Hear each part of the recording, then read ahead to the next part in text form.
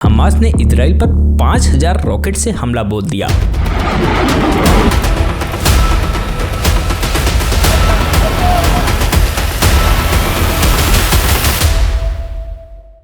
तारीख थी 7 अक्टूबर 2023। इजराइल में यह दिन छुट्टी का दिन था, लेकिन तभी गाजा से हमास ने इजराइल पर 5000 रॉकेट से हमला बोल दिया, जिसमें 30 जवान सहित 600 से ज़्यादा इजरायली लोग मारे गए।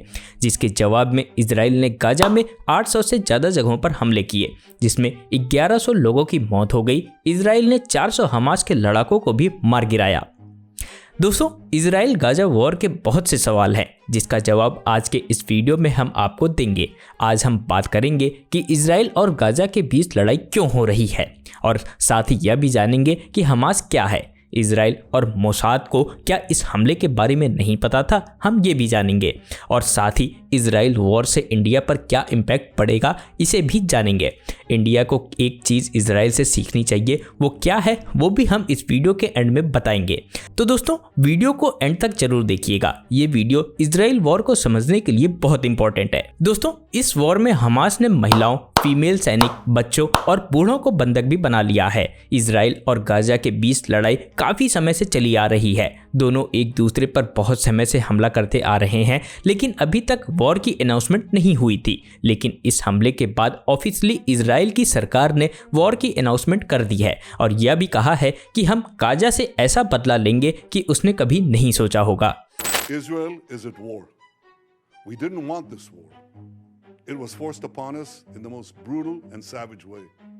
But though Israel didn't start this war, Israel will finish it. यहाँ पर आपको यह जानना जरूरी है कि इजराइल में इंडिया के करीब 18,000 लोग फंसे हुए हैं। आपको यह भी बता दें कि इजराइल में नुसरत बरूज नाम की एक इंडियन एक्ट्रेस भी फंसी हुई थी, जिनको निकाल लिया गया है। दोस्तों, यह तो हो गया इजराइल गाजा वॉर का अपडेट। अब जानते हैं कि इजराइल और गाजा के बीच ये लड़ाई हो क्यों रही है। तो दोस्तों, आपको बता दें कि फिलिस्तीन दो हिस्सों में बटा हुआ है। एक हिस्सा है वर्ल्ड बैंक का, जहां पीएलओ की सरकार है, यानी पैलेस्टीन लिबरेशन ऑर्गेनाइजेशन, और इसी वर्ल्ड बैंक के पास एक 35 एकड़ की जमीन है, जिसको लेकर यह सारा विवाद हो रहा है।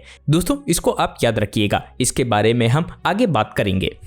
तो फिलिस्तीन का पहला हिस्सा हो गया है वर्ल्ड बैंक, और दूसरा हिस्सा हो गया है गाजा पट्टी, जिस पर हमास का कब्जा है। हमास की शुरुआत 1980 में हुई थी, जो एक इस्लामिक मूवमेंट के तहत शुरू किया गया था। अब फिलिस्तीन के हिसाब से इजराइल धीरे धीरे सभी फिलिस्तीन जमीनों पर कब्जा कर रहा है, और हमास इस इलाके में इजराइल का कब्जा मंजूर नहीं करता है।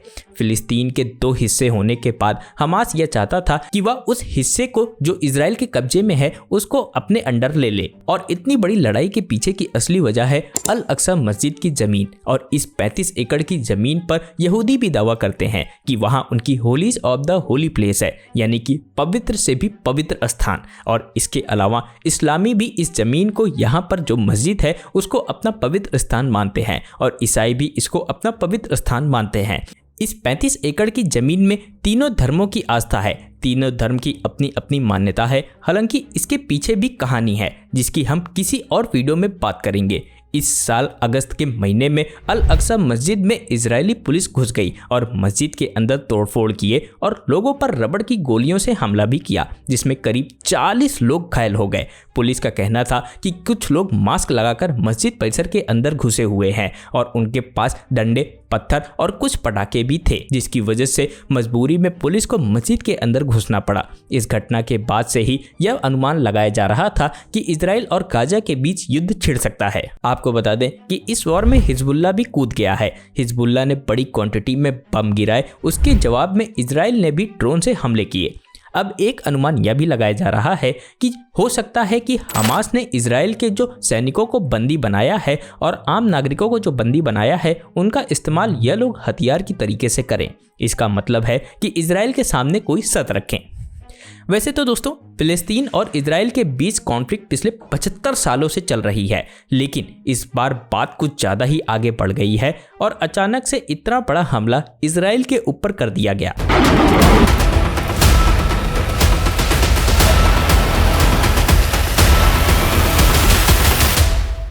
दोस्तों, आपको बता दें कि इजराइल के साथ Canada, America, India, France, Italy और जर्मनी जैसे बड़े देश खड़े हैं। तो वहीं दूसरी तरफ हमास के साथ कतर, कुवैत, यमन, ईरान और अफगानिस्तान जैसे देश हैं जो कि हमास के इस हमले को सही ठहरा रहे हैं।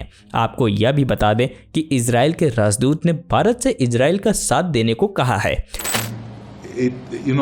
I spoke about moral support that we get from India.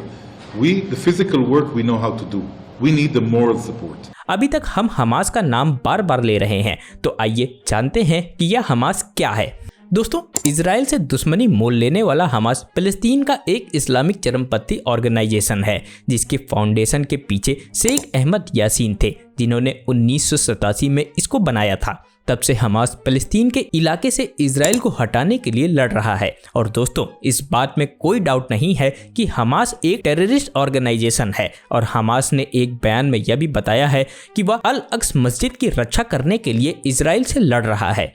अगर आप मैप में देखेंगे तो आपको दिखेगा कि गाजा एक बहुत छोटा सा देश है। तो अब यह सवाल खड़ा होता है कि इतने छोटे से गाजा के पास, यानी गाजा के टेरर ऑर्गेनाइजेशन हमास के पास इतनी बड़ी मात्रा में हथियार कहां से आया। तो दोस्तों, आपको बता दें कि ईरान और कतर हमास की हेल्प करते हैं जिससे वह हथियार खरीदता है। देखिए, ईरान की तो इजराइल से पहले से ही दुश्मनी रही है, तो हो सकता है कि ईरान की हमास को मजबूत करने के पीछे की वजह इजराइल हो। हालांकि कुछ रिपोर्ट के हिसाब से अमेरिका भी गाजा को पब्लिक वेलफेयर के लिए कुछ मदद करता है, लेकिन उन पैसों का इस्तेमाल हमास हथियारों के लिए कर रहा है।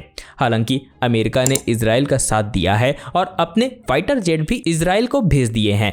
तो वहीं दूसरी तरफ अफगानिस्तान के शासक तालिबान ने कहा है कि हमास की तरफ से लड़ने को वो तैयार हैं। दोस्तों, अब एक सवाल यह भी खड़ा होता है कि इजराइल और इजराइल की खुफिया एजेंसी मोसाद से कहां चूक हुई कि उनको इतनी बड़े हमले के बारे में भनक तक नहीं लगी।